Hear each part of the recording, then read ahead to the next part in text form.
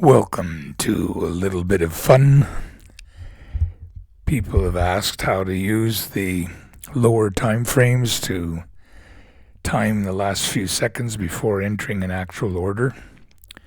So I thought I'd play with this one for a few seconds or a minute or two and let you see how I go about it. We're looking at gold here at about 20 after midnight on October 19th, 2023. And we're in a situation where the 4-hour is on display. And you can see we're right at the top of the range.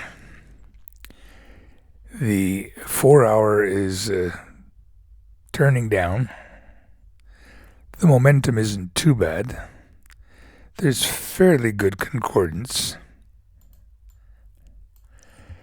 And it's in situations like this that in looking at the alert panel, I can see that the 5 is still trucking up and the 1 has just switched to up and the 15-minute has just crossed up, and yet the 30-minute and the 1 hour and the 2 hour and the 4 hour are all pointing down. And the question is, for someone who would want to short here, or conversely, if they've been long all the way up since the 11th and have been running long and are thinking of taking profits, how do you use those very, very shortest time frames to time your taking profit? And the answer is you simply zoom in on the 1 minute and the 5 minute and watch it live. So here we're looking at the 1 minute. And if you want, you can fatten up the signal panel, because it gets quite crushed when you come down to this tight a time frame. So open it up so that you can see what's happening. And we're looking at the 1 minute here right now. And what I would do in a situation like this is I'd wait for it to turn up, let it go as far as it possibly can, and then hit the button to sell it, as I say, either a short position or covering your long position. Hit the button to sell right at the moment where this 1 minute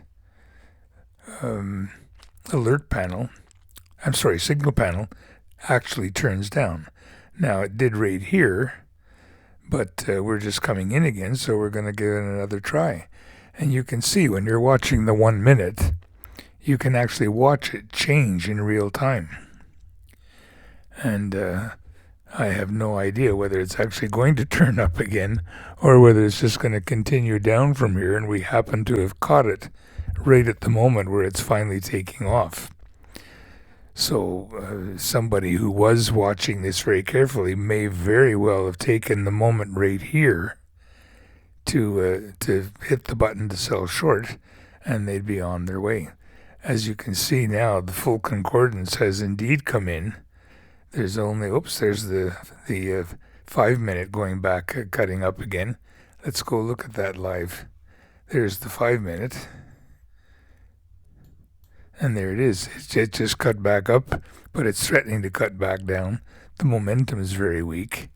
Let's go back to the 1 minute again and fatten it up a little bit so we can see what's going on. Anyway, that's pretty well it. It's not rocket science. You're just literally zooming in on a very, very, very, very short time frame. To have a look right in here to what's happening, having already decided. The important thing in these is to realize that you've made your decision on whether you're going to sell or buy and so forth way out here watching these. And we've seen the 4 hour, the 2 hour, the 1 hour, the 30 minute, the 15 minute, and there's the 5 and the 1 minute all aligning now, turning down. And that's what you're watching for. Now there we go. Here it goes. It's looking like it's trying to climb up and cross over upwards on the 1 minute. And that's the kind of thing I'd watch for. And it's silly, but you're literally trying to squeeze pennies out of the price of gold. You're looking at something that's, what is it, $145.70, and you're trying to sell it, and there it is at 69 cents. And you're watching the 1 minute for no reason other than trying to squeeze an extra few pennies. Now, on something like gold, where you're up at 1945, a few pennies is almost silly and trivial. You just do what you want to do, and you want to do it.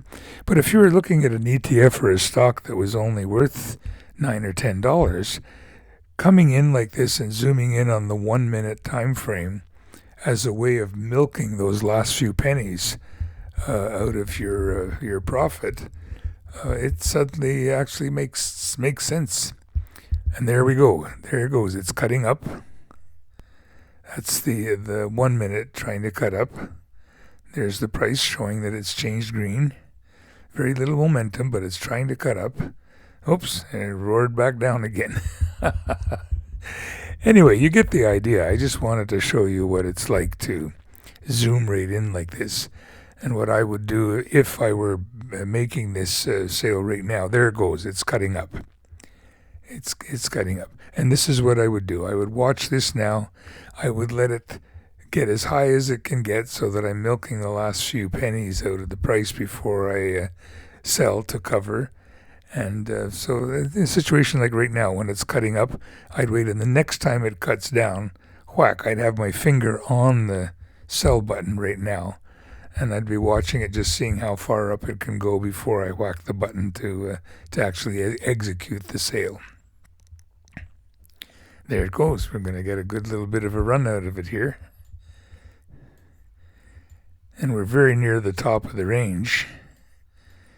There's the top of the range there, which if we were looking at the 2 hour or the 4 hour, this price would be right smack on the top of the range here. Let's zoom out to the 4 hour just for a second.